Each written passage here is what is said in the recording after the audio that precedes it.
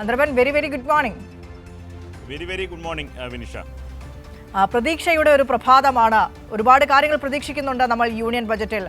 നിരവധി ആവശ്യങ്ങൾ ഇതിനോടകം തന്നെ കേന്ദ്രത്തെ അറിയിച്ചിട്ടുണ്ട്. സംസ്ഥാനം പല ഘട്ടങ്ങളിലായി പല ആവശ്യങ്ങൾ അറിയിച്ചിട്ടുണ്ട്. ഈ ആവശ്യങ്ങൾക്കൊക്കെ ഒരു തീരുമാനം യൂണിയൻ ബജറ്റിൽ ഉണ്ടാകുമെന്ന പ്രതീക്ഷയിലാണ് നമ്മളെല്ലാവരും ഉള്ളത്.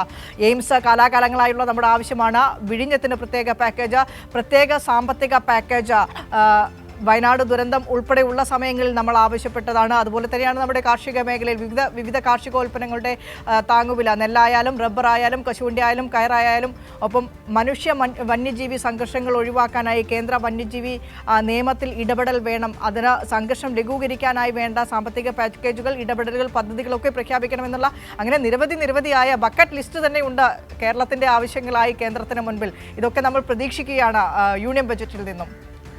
തീർച്ചയായും ബിനീഷ, നമ്മുടെ ദില്ലിയിൽ നിന്ന് വിഷ്ണു തലവൂർ റിപ്പോർട്ട് ചെയ്തതുപോലെ അടിസ്ഥാനപരമായി കേരളം നിരന്തരം ആവശ്യപ്പെട്ടുകൊണ്ടിരിക്കുന്ന നിരവധി ആവശ്യങ്ങളുണ്ട്. അതിലെല്ലാം പ്രതീക്ഷയോടെ നമ്മൾ ഈ ബഡ്ജറ്റിലും കാത്തിരിപ്പുണ്ട്. കാരണം ഒരു 3 സംസ്ഥാനങ്ങൾ, പ്രധാനമായി കേരളം, തമിഴ്നാട്, ബംഗാൾ എന്നിലെ സംസ്ഥാനങ്ങൾ നിയമസഭാ തെരഞ്ഞെടുപ്പ് വരുമ്പോൾ രാഷ്ട്രീയമായി കൂടി പ്രഖ്യാപനങ്ങൾക്ക് ഇടം ലഭിക്കാനുള്ള സാധ്യത കൂടി ഉണ്ട്. അതുതന്നെ സാമ്പത്തിക വിദഗ്ധരും ഒപ്പം തന്നെ രാഷ്ട്രീയ രംഗത്തുള്ളവരൊക്കെ തന്നെ അതിൽ പ്രതീക്ഷ അർപ്പിക്കുന്നുണ്ട്. ഒപ്പം തന്നെ സംസ്ഥാനം ഏറ്റവും പ്രധാനപ്പെട്ട അടിസ്ഥാനപരമായ കാര്യം കേന്ദ്രം കേരളത്തിന് നൽകുന്ന അനുവാദത്തെ സംബന്ധിച്ച് 16ാം ധനകാര്യ കമ്മീഷന്റെ ശുപാർശ എന്തായിരിക്കുമെന്നതാണ്. അത് നേരത്തെ വിഷ്ണു സൂചിപ്പിച്ചതുപോലെ ഏപ്രിൽ മുതൽ 16ാം ധനകാര്യ കമ്മീഷന്റെ ശുപാർശയ്ക്കനുസരിച്ചായിരിക്കും പുതിയ ഈ നികുതി വിഹിതത്തെ സംബന്ധിച്ചുള്ള തീരുമാനമുണ്ടാകുക. അതിൽ കേരളത്തിനെ സംബന്ധിച്ച് വലിയ തരത്തിലുള്ള പ്രതീക്ഷയുണ്ട് വിനിഷ. കാരണം കേരളം വലിയ തരത്തിലുള്ള ഹോംവർക്ക് നടത്തിയിരുന്നു. ആ ധനകാര്യ കമ്മീഷന്റെ അംഗങ്ങളുടെ കേരളത്തെ വിസിറ്റിലൊക്കെ തന്നെ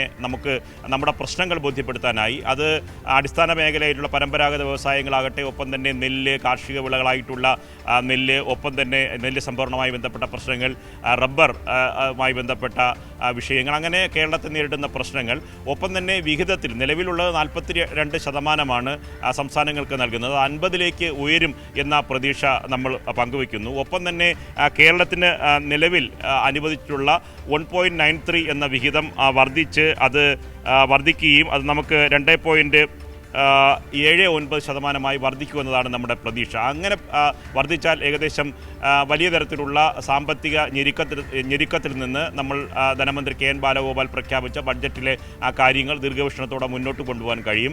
നമുക്ക് വിനിഷ അറിയാവുന്നതാണ്, അവസാന പാദത്തിൽ കടമെടുക്കാനുള്ള 6000 കോടി രൂപയാണ് കേന്ദ്രം അവസാന 3 മാസത്തിൽ ഈ ബഡ്ജറ്റ് പ്രഖ്യാപനം അടക്കമുള്ള കാര്യങ്ങൾ ചെയ്തു തീർക്കുകയും നമ്മൾ നേരത്തെ മുൻകൂട്ടി കണ്ട പല പദ്ധതികൾക്കും ഒരു തടസ്സവും കൂടാതെ മുന്നോട്ട് പോകുന്ന ഒരു ഘട്ടത്തിലാണ് 12000 കോടിയിൽ നിന്ന് പകുതിയായി നമ്മുടെ അനുവാദത്തെ വെട്ടിക്കുറച്ചത്, കടമെടുക്കാനുള്ള അനുവാദം വെട്ടിക്കുറച്ചത്. ഇത്തരത്തിൽ നികുതി വരുമാനത്തിൽ നമുക്ക് നൽകിയിട്ടുള്ള വിഹിതത്തിലെ കുറവ്, ഒപ്പം തന്നെ കടമെടുക്കാനുള്ള രീതിയിലുള്ള വെട്ടിക്കുറവ്, ഇത്തരം കാര്യങ്ങൾ കാരണം നമുക്കുണ്ടായ നഷ്ടം പരിഹരിക്കുന്നതിനുകൊണ്ട് നേരത്തെ വിഷ്ണു സൂചിപ്പിച്ചതുപോലെ 21,000 കോടിയുടെ സ്പെഷ്യൽ പാക്കേജാണ് കേരളം ആവശ്യപ്പെട്ടിട്ടുള്ളത്. ആ പാക്കേജിൽ നമുക്ക് അനുകൂലമായി ഒരു സമീപനം കേന്ദ്ര സർക്കാരിൽ നിന്ന് ഉണ്ടാകുമോ?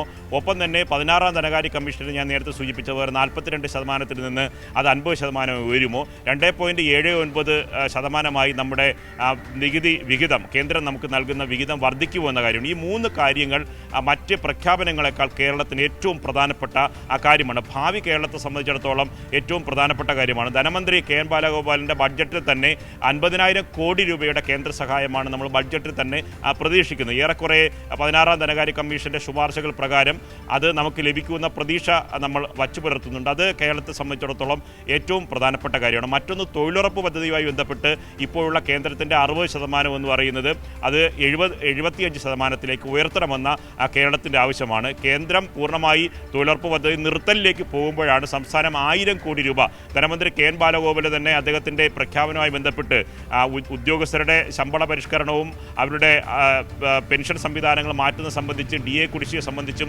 ഒക്കെയുള്ള പ്രഖ്യാപനങ്ങളെ സംബന്ധിച്ച് മാധ്യമപ്രവർത്തകർ ചോദിച്ചപ്പോൾ താൻ ഏറ്റവും ഗൗരവമായി കാണുന്നത് തൊഴിലുറപ്പ് പദ്ധതിക്ക് വേണ്ടി 1000 കോടി രൂപ കേരളം മാറ്റിവെച്ചു എന്നതാണ്. അത് കേരളത്തെ കടുത്ത പട്ടിണിയിലേക്ക്, വലിയ തരത്തിലുള്ള സാമ്പത്തിക പ്രതിസന്ധിയിലേക്ക്, സാധാരണ സ്ത്രീകളുടെ കയ്യിലേക്ക് പണമെത്തുന്ന, രാജ്യത്ത് ഏറ്റവും ദുരിതം ബാധിക്കുന്ന പ്രദേശങ്ങളിൽ ജനങ്ങൾക്ക് ഏറ്റവും വലിയ ആശ്വാസമായിരുന്നു തൊഴിലുറപ്പ് പദ്ധതി.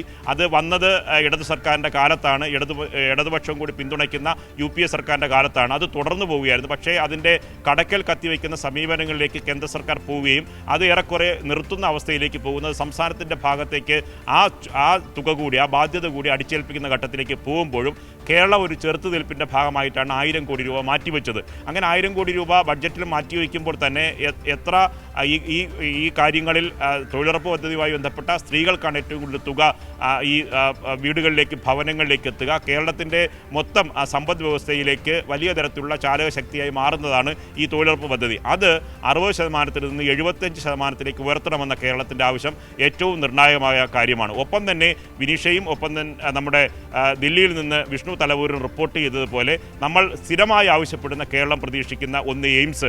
ആ സ്ഥലം ഏറ്റെടുത്ത് ഇട്ടിട്ടും വർഷങ്ങളായിട്ട് നമുക്ക് എയിംസ് എന്ന് എല്ലാ തവണയും കേന്ദ്ര ബഡ്ജറ്റിൽ നാം പ്രതീക്ഷയോടെ കാത്തിരിക്കും. ആ കേരളത്തിൽ നിന്ന് ലോക്സഭയിലേക്ക് വിജയിച്ച MP ഉണ്ടായിട്ടും കേന്ദ്രമന്ത്രിമാരുണ്ടായിട്ടും നമുക്ക് ആ അവസരം ലഭിക്കുന്നില്ല എന്നതാണ്. പലതരത്തിലുള്ള പ്രഖ്യാപനങ്ങൾ വിവാദങ്ങളിലേക്ക് കൊണ്ടുപോകുന്നതല്ലാതെ കേരളത്തിനൊരു പ്രഖ്യാപനം ഉണ്ടാകുന്നില്ല. എയിംസ്, മറ്റൊന്ന് വിഴിഞ്ഞുമായി ബന്ധപ്പെട്ട അനുബന്ധ വികസനമാണ്. അത് കോറിഡോർ ആകട്ടെ, ഒപ്പം തന്നെ റെയിൽവേ ആകട്ടെ, ഒപ്പം ബാലനാവരത്തേക്ക് കണക്ടിവിറ്റി ഉണ്ടാകുന്ന പുതിയ പാതയാകട്ടെ, അങ്ങനെ വ്യവസായ ഇടനാഴി അടക്കമുള്ള വലിയ 5000 കോടിയോളം രൂപ പ്രാഥമിക ചിലവ് വരുന്ന പദ്ധതിയുണ്ട്. അതിൻ്റെ അനുബന്ധ വ്യവസായങ്ങളാണ് പ്രത്യേകിച്ച് സംസ്ഥാനത്തിൻ്റെ ആകെ വികസനത്തെ ബാധിക്കുക. കേരളത്തിൻ്റെ അതിർത്തി പ്രദേശമായ പാറശാല മുതൽ കൊല്ലം വരെ വരുന്ന തീരദേശ പ്രദേശത്ത് വലിയ തരത്തിലുള്ള വികസനമുണ്ടാവും. തലസ്ഥാന നഗരം ആകെ മാറും. അത് വിഴിഞ്ഞത്തിൻ്റെ വിഴിഞ്ഞത്തിൻ്റെ മാറ്റം സംസ്ഥാനത്തെയും തലസ്ഥാനത്തെയും ജനങ്ങൾക്ക് നേരിട്ട് അനുഭവവേദ്യമാകണമെങ്കിൽ അനുബന്ധ വ്യവസായങ്ങൾ ഉണ്ടാകണം. അതിനുവേണ്ടി ഉള്ള തുക, സ്പെഷ്യൽ പാക്കേജ് വിഴിഞ്ഞത്തിന് ഉണ്ടാകുമെന്നതാണ്. ഒപ്പം തന്നെ നമ്മൾ വയനാട് ദുരന്തകാലത്ത് നമ്മൾ സ്പെഷ്യൽ പാക്കേജ് കഴിഞ്ഞ ബഡ്ജറ്റിൽ ചൂരൽമല ദുരന്തത്തിൽ പ്രതീക്ഷിച്ചിരുന്നു. പക്ഷേ കേന്ദ്രം കൈവിട്ടിരുന്നു. പക്ഷേ ഇത്തവണ അത്തരത്തിൽ നമ്മൾ ദുരന്ത നിവാരണത്തിനടക്കമുള്ള സംവിധാനങ്ങളെക്കുറിച്ച് സ്പെഷ്യൽ പാക്കേജ് നമ്മൾ ആഗ്രഹിക്കുന്നുണ്ട്. ഇതിനനുസരിച്ചുള്ള നിവേദനങ്ങളും ചർച്ചകളും ഒക്കെ നമ്മൾ നടത്തിയതാണ്. ഒപ്പം തന്നെ വിഷ്ണു സൂചിപ്പിച്ചതുപോലെ മനുഷ്യ വന്യജീവി സംഘർഷവുമായി ബന്ധപ്പെട്ട് കേരളം നേരിടുന്ന വലിയ വെല്ലുവിളിയാണ്. അത് സംബന്ധിച്ച് ആസൂത്രിതമായി ചെയ്യേണ്ട ഘടനാപരമായ നിർദ്ദേശങ്ങൾ കേരളത്തിൻ്റെ വനമന്ത്രി വിവിധ ഘട്ടങ്ങളിലാണ് കേന്ദ്ര വനമന്ത്രിയെ കണ്ട് നിവേദനങ്ങൾ നൽകിയത്.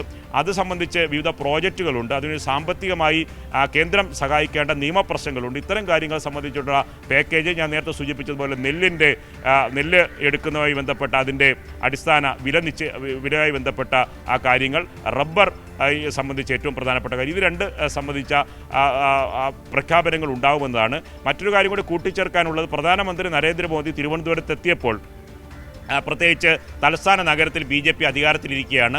നഗരവികസനത്തിന് പ്രത്യേക ആക്ഷൻ പ്ലാൻ, മാസ്റ്റർ പ്ലാൻ തയ്യാറാക്കി ആ പദ്ധതി പ്രഖ്യാപിക്കും, ബ്ലൂ പ്രിൻ്റ് ഉണ്ട് എന്നൊക്കെയാണ്. അത് പ്രഖ്യാപിക്കുന്നത് പ്രധാനമന്ത്രി എത്തി പ്രഖ്യാപിക്കുമെന്നൊക്കെ BJP കേന്ദ്രങ്ങൾ വാദിച്ചിരുന്നു. പക്ഷേ ഒരു പ്രഖ്യാപനവും നരേന്ദ്രമോദിയുടെ ഈ സന്ദർശനത്തിനോ അദ്ദേഹത്തിൻ്റെ പൊതുയോഗത്തിലോ അദ്ദേഹത്തിൻ്റെ ഔദ്യോഗിക പരിപാടിയിലോ ഉണ്ടായില്ല. അതുകൊണ്ട് കേന്ദ്ര ബഡ്ജറ്റിനെ സംബന്ധിച്ചിടത്തോളം അങ്ങനെ എന്തെങ്കിലും ഒരു നിയമസഭാ തെരഞ്ഞെടുപ്പിലേക്ക് പോകുന്ന ഘട്ടവും കൂടി ആയതുകൊണ്ട് രാഷ്ട്രീയമായി ഉപയോഗിക്കാനെങ്കിലും അങ്ങനെ പ്രഖ്യാപനം ഉണ്ടാകുമോ എന്നതാണ്. അങ്ങനെ ഉണ്ടായില്ല എങ്കിൽ BJPക്ക് ആ സംസ്ഥാനത്ത് വലിയ തരത്തിലുള്ള ചർച്ചയാകും. കാരണം ഞാൻ നേരത്തെ സൂചിപ്പിച്ചതുപോലെ അദ്ദേഹത്തിൻ്റെ സന്ദർശനത്തിൽ ഒന്നും ഉണ്ടായില്ല എന്നത് BJPക്ക് വലിയ തിരിച്ചടിയായിരുന്നു. അത് BJP കേന്ദ്രങ്ങളിൽ വലിയ തരത്തിൽ ആശങ്കയുണ്ടായിട്ടുണ്ട്. അത് ആ നിലയ്ക്ക് പരിഗണിച്ച് അങ്ങനെ ഒരു പ്രഖ്യാപനം ഉണ്ടാകുമോ എന്ന് കാത്തിരിക്കുന്നുണ്ട്. അങ്ങനെ ഈ പറഞ്ഞ സ്പെഷ്യൽ പാക്കേജുകൾ വിഴിഞ്ഞം, ഒപ്പം തന്നെ ഈ വന്യജീവി മനുഷ്യ സംഘർഷവുമായി ബന്ധപ്പെട്ട പ്രശ്നങ്ങൾ, തലസ്ഥാന നഗരത്തിനുണ്ടാകുന്ന സംഗതി, ഏറ്റവും പ്രധാനപ്പെട്ട കാര്യം നേരത്തെ വിനീഷ സൂചിപ്പിച്ച നമ്മുടെ ഏറ്റവും പ്രധാനപ്പെട്ട പാതയാണ്. പുതിയ